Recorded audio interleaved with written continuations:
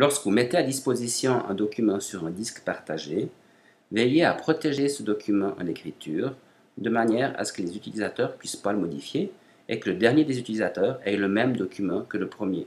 Par exemple, ici, dans le disque partagé Partage élève, dans le dossier 7VSO, j'ai mon dossier de sciences et puis j'ai les consignes ici du rapport de sciences.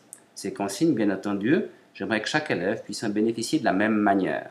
Donc l'idéal, c'est que les élèves prennent le document et en fassent une copie sur leur ordinateur. Mais ça ne se passe souvent pas comme ça. Il y a pas mal d'élèves qui font un double-clic dessus, qui va ouvrir le document. À ce moment-là, ils peuvent procéder aux modifications qu'ils veulent et puis enregistrer ce document s'il n'est pas protégé, si bien que le prochain utilisateur n'aura plus le même document.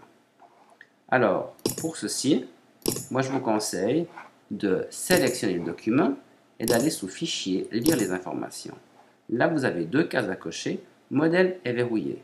Si je coche modèle,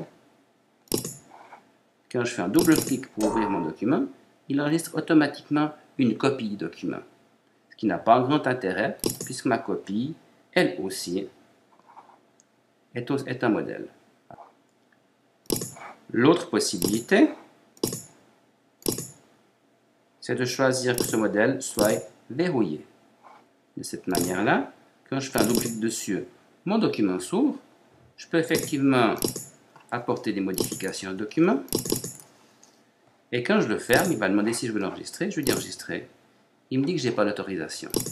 La seule possibilité, à ce moment-là, c'est d'enregistrer une copie. Fichier enregistré sous.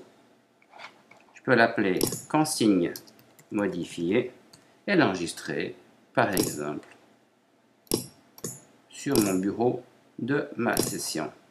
Voilà.